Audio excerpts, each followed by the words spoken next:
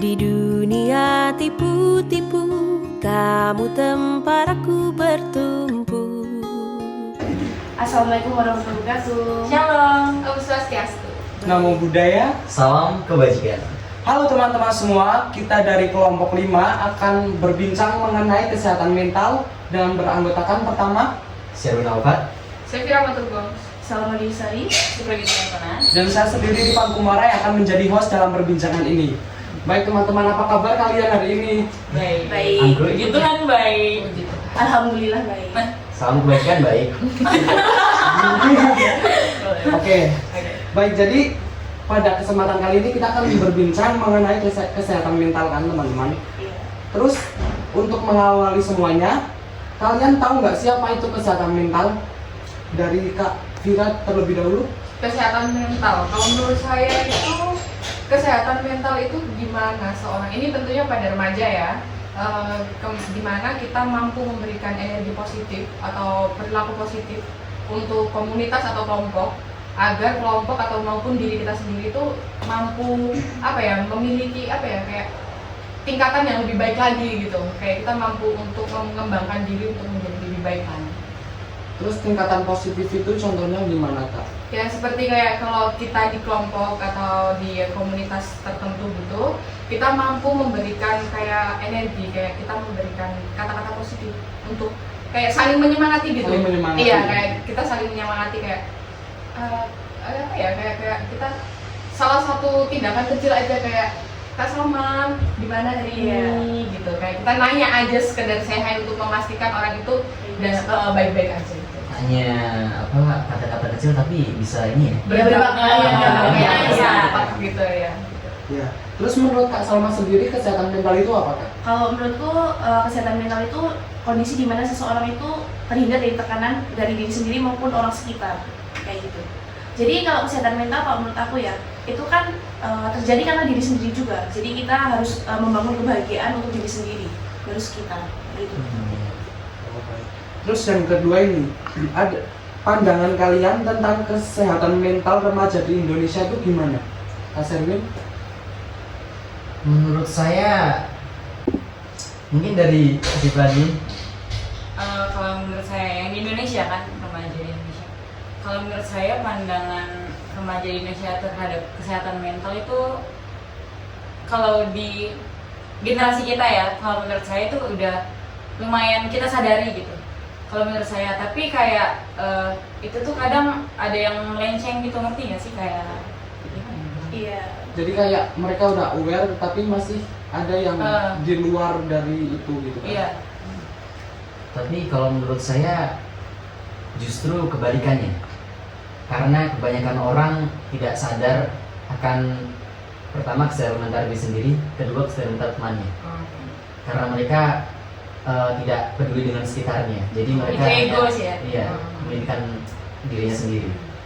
Tapi menurutku mementingkan diri sendiri itu juga penting. Ya, Karena penting. kebahagiaan diri sendiri kan lebih utama kan. Cuma bagaimana bangsa Indonesia bisa maju kalau dia hanya orang-orangnya yang mementingkan diri sendiri. Oke, berarti jadi kayak dari diri sendiri hingga lupa untuk mementingkan orang lain gitu. Tapi sikap kayak gitu kayak yang penting jangan over gitu nggak sih?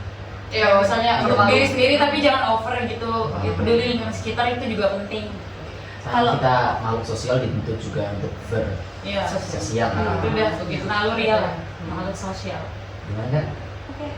Kalau menurut Irfan ada nggak kasus kesehatan mental di sekitar kamu?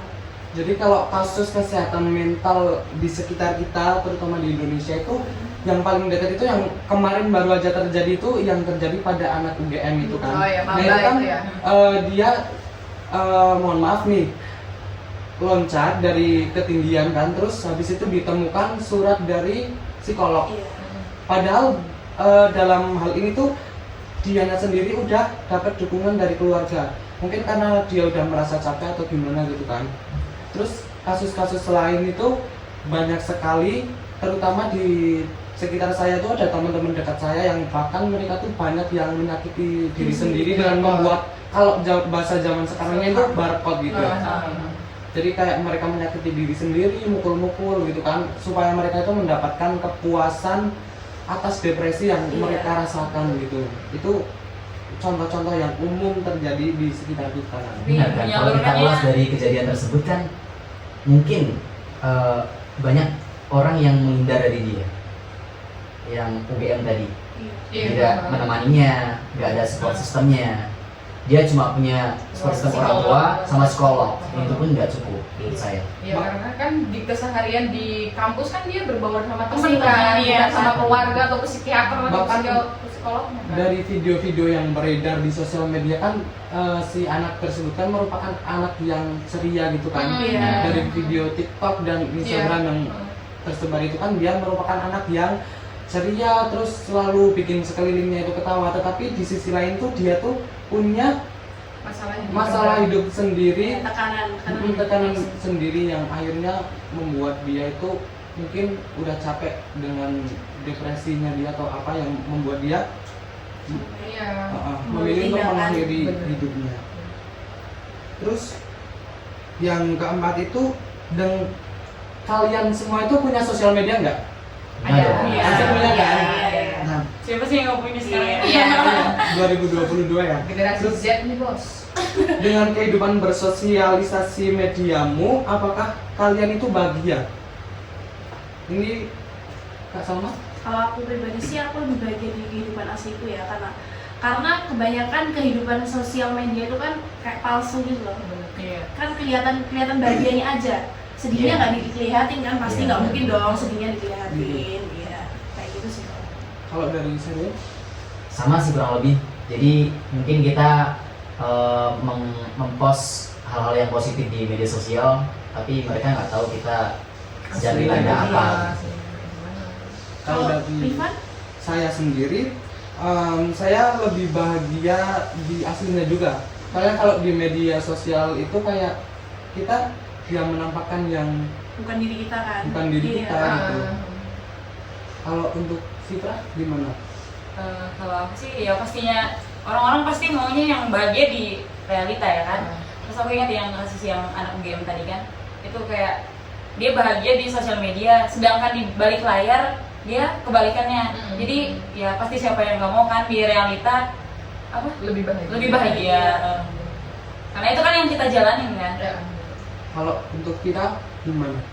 Ya, relax sih, lebih ke bahagia di dunia asli, maksudnya kayak di kenyataannya lebih bahagia aja. Karena kan yang kita ketahui sekarang anak-anak muda kalau di media sosial kan lebih memperlihatkan yang hedon-hedon yang kayak Iya. gaya lifestyle-nya tuh yang memang ingin diakui dan Iya, mendapatkan benar. pengakuan gitu kan. Mencari Iya, jati diri. Iya betul. Walaupun sebenarnya bukan dia gitu, kayak dia menghalalkan segala cara untuk bisa terlihat kayak, ternyata gaya hidupnya dia di media sosial kayak gini. Di belakangnya kita kan nggak pernah tahu Nggak ya. pernah tahu, iya. Lebih baik kayak kita kelihatan biasa aja di media sosial, tapi di kehidupan aslinya kita nggak ada tekanan ya walaupun. Bahkan nih, saya dapat cerita dari teman saya. Teman saya punya teman. Dia demi mencukupi kebutuhan apa? Di Sosial media. Bukan sosial media, Ke- bukannya keseharian. kesehariannya dengan teman-teman untuk kelihatan Hedon. hype gitu kan. Dia mengutang untuk menutupi utang. Jadi gede Lobang tuh, lobang. Iya. Ya, itu Hanya untuk ke kafe dengan teman-teman, minum dengan teman-teman, dia mengutang untuk ini menutup utang itu. Jadi kayak itu lebih bahagia itu kalau itu kelihatan bahagia di sosial media, tetapi tidak di real life-nya. ya itu tapi kembali lagi Bebannya ke- numpuk di belakang. Iya, tapi kan kembali lagi ke kehidupan Pilihan mereka. pilihan Iya. mereka ya, maksudnya mungkin mereka udah kayak mikirin juga gitu, di belakang kayak kalau aku kayak gini berarti di belakangnya aku harus nanggung kayak gini, berarti kayak merekanya udah Siap. udah siap bener, udah siap Sukses. buat konsekuensinya di belakang tuh kayak gimana gitu, walaupun kita nggak pernah tahu cara dia ngadepinnya itu kayak gimana gitu kan. Kembali lagi kadang kayak kita udah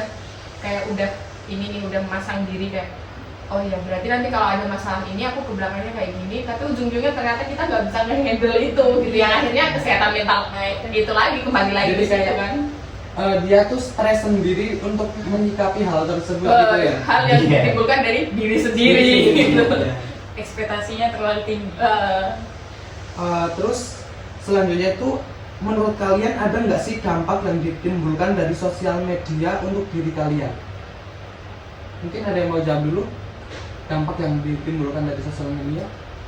Dampaknya yang pertama ini sih, kalau menurut saya, kalau saya pribadi kadang tuh iri dengan teman yang memperlihatkan kebahagiaannya dengan teman-teman, dengan teman-teman alumni ketika saya nggak diajak gitu kan.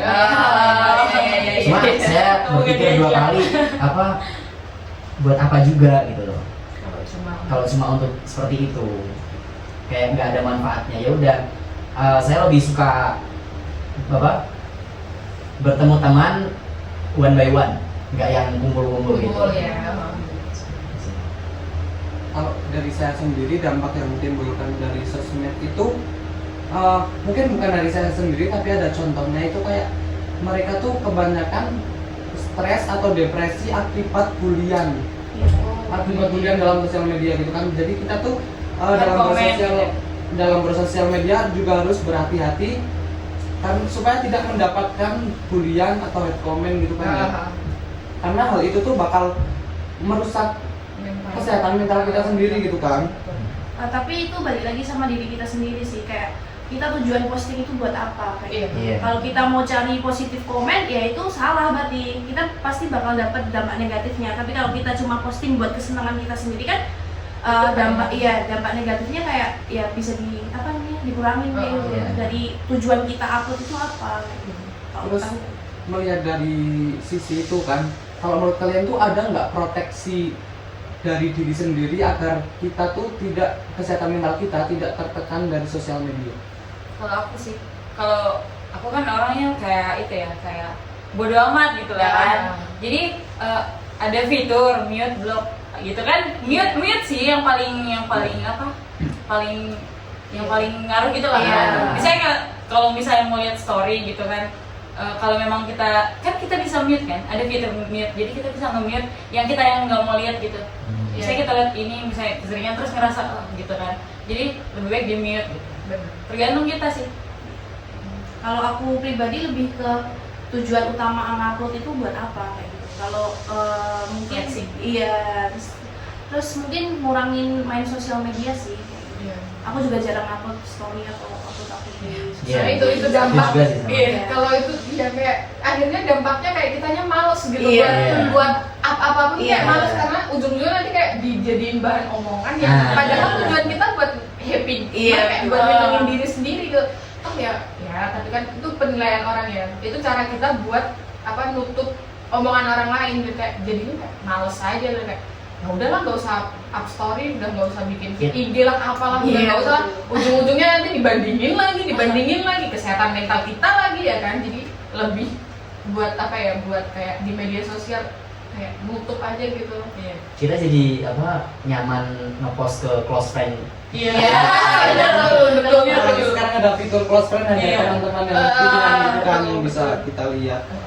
Terus kalau misalnya ini ada orang yang kesehatan mentalnya itu udah kena dari sosial media, terus tindakan apa sih yang harus mereka ambil gitu, kayak gimana ya, solusi dari diri mereka gitu loh?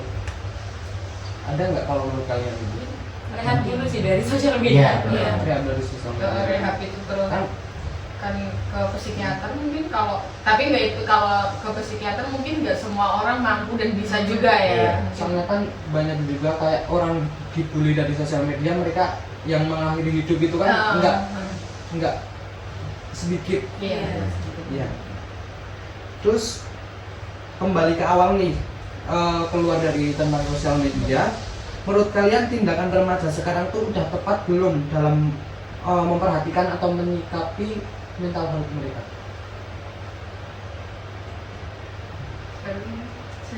Saya belum. Kenapa? Karena kebanyakan orang masih belum sadar akan kesehatan mentalnya dan kesehatan mental orang sekitarnya. Kalaupun mereka sadar gitu kayak nggak bisa ngadepinnya gitu.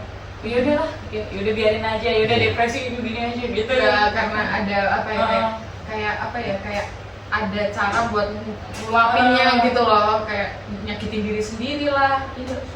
Kebanyakan orang jadi ngadepinnya diri sendiri gitu, sendirian. Pemikiran orang itu hanya hanya mengalir pada hal negatif. Iya, ujung-ujungnya ke hal Iya. negatif tentang Iya. kita gitu. Terus apalagi banyak juga orang, tidak sedikit, yang masih menganggap kalau orang ke psikiater atau memperhatikan mental mereka tuh dianggap lebay gitu kan. Iya. Itu kan tidak sedikit. Mm-mm. Terus apalagi ya kayak dari sisi ini juga kan, mungkin dari finansial mereka kurang mampu dalam untuk pergi ke psikiater gitu kan. Terus pandangan kalian tentang seseorang yang kurang aware tentang mental health mereka itu gimana?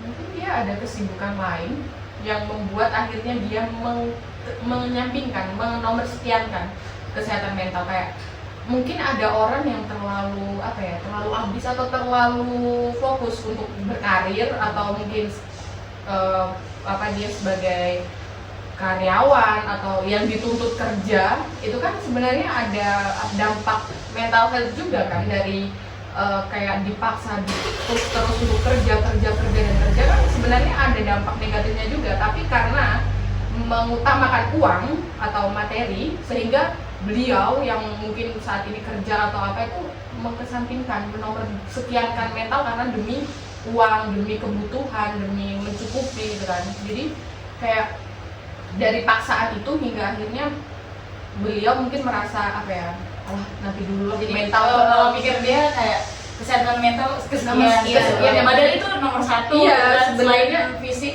mental juga penting. jadi Harusnya balance. Iya. Tapi zaman sekarang itu banyak kayak mungkin mereka terlalu sibuk dengan kehidupan mereka sehingga tuh mereka mengesampingkan kesehatan mental mereka kan. Yang pada akhirnya tuh mereka kayak nih contohnya dari Kak Vira sendiri, kayak dia kalau di depan teman-teman mungkin bisa ini kan, bisa kayak bercanda terus ini, sedangkan kalau lagi sendiri itu kadang ngerasa kayak sedih gitu kan. Iya, itu pasti manusiawi sih itu. Maksudnya kayak apalagi remaja di usia kita, mahasiswa yang kayak ibaratnya kita dipaksa untuk jadi muka dua dalam arti di depan sahabat atau depan teman kita dipaksa untuk kayak ngehibur, dipaksa Alami buat- sih. itu kayak kita di usia remaja kita itu kayak wajar gak sih kayak kita hal itu, maksudnya walaupun kadang ada orang yang memang hiper, maksudnya kayak dia memang memperlihatkan bahwa dia bahagia banget di luar, tapi di belakangnya pasti akan ada sedihnya, akan ada kayak nyakitin diri, ngerasa kayak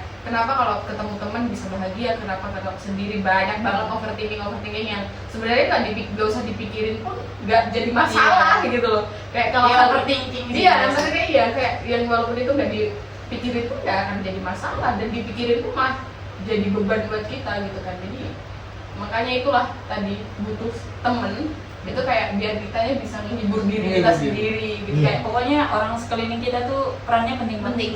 kayak ya itu tadi yang sempat Kak Sherlyn singgung, mungkin tadi pembahasannya kenapa kita harus memilih circle yang tepat atau teman kumpulan yang tepat, karena yaitu ketika kita merasa menghibur orang lain itu kita menghibur diri kita sendiri juga kan. Jadi Iya. kayak ya bodo amat orang lain luar circle kita mau ngomong kayak apa ya, yang penting di lingkungan kita diterima, kita bisa menghibur orang itu dan kita merasa bahagia, ya why not gitu kan. Intinya jangan toxic relationship. Iya, kayak nggak usah yang kayak gimana, ya udahlah gitu.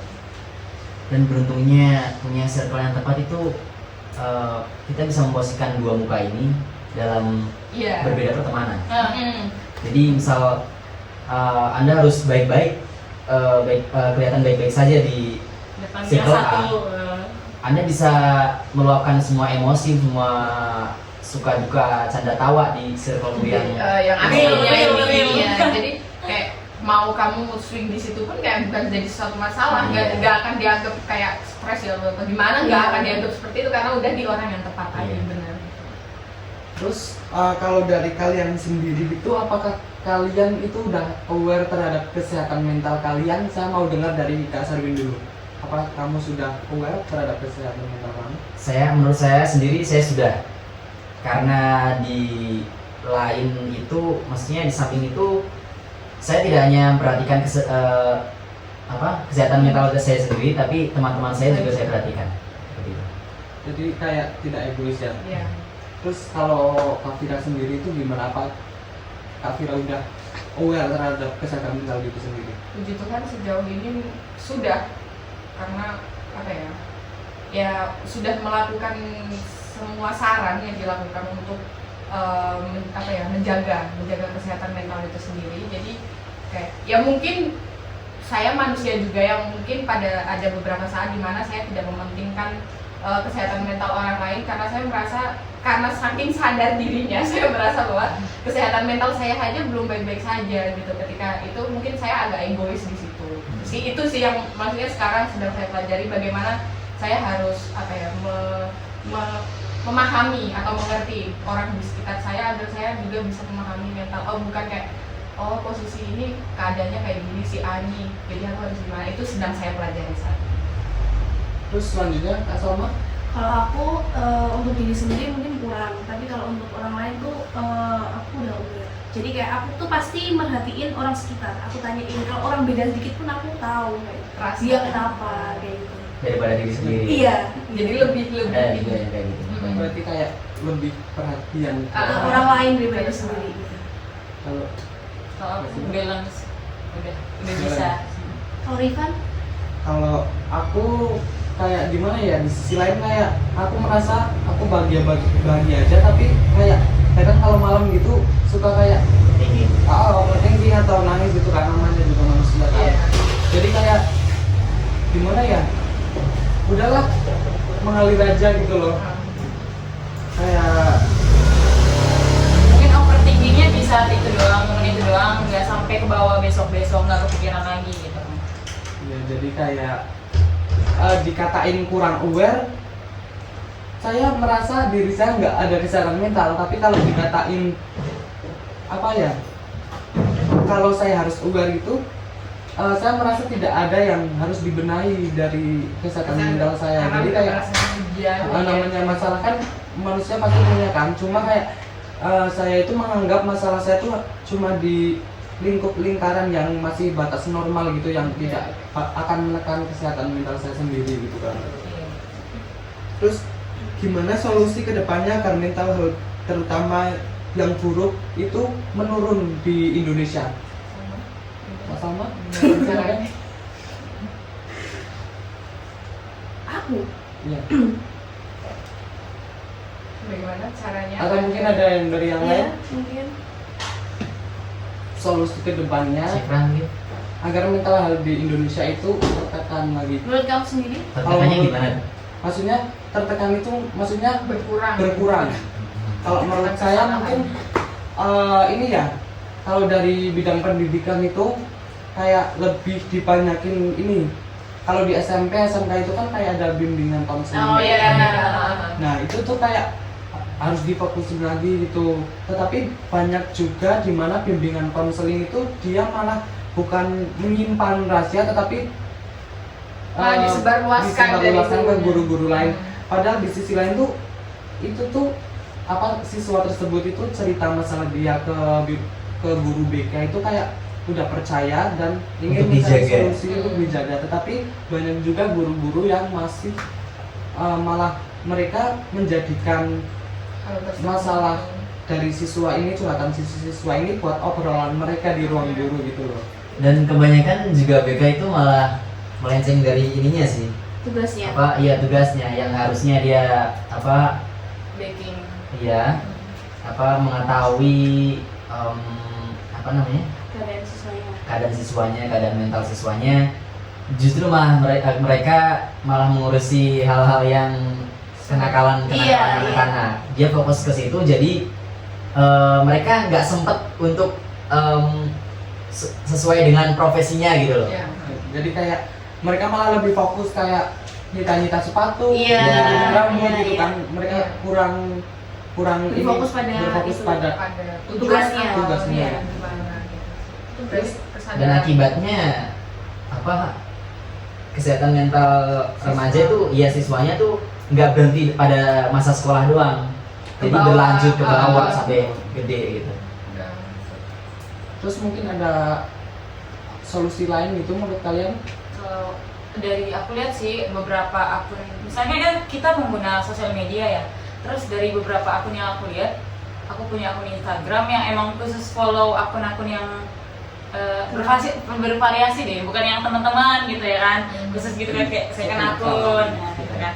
Terus lihat ada beberapa akun yang kayak misalnya untuk tempat curhat, khusus tempat curhat, tapi dia tuh kayak anonim gitu loh. Dia kayak secara free ngasih saran gini. Terus ada kayak apa sih, kalau misalnya di kotak pertanyaan tuh question box itu kayak misalnya ada yang mau diceritain nggak, terus atau nggak bisa DM secara pribadi gitu kan. Terus kayak dikasih saran gini, padahal itu udah free gitu kan. Beberapa kalau misalnya kita nggak ada orang yang nggak bisa cerita ke teman atau siapa gitu, bisa di situ sih. Itu bagus, maksudnya akun yang kayak gitu tuh bagus banget. Iya. Terus sekarang juga udah banyak kayak komunitas apa tadi yang Kak Salma bikin itu? Yang komunitas yang buat cerita ke antara satu dan lainnya kan. Iya.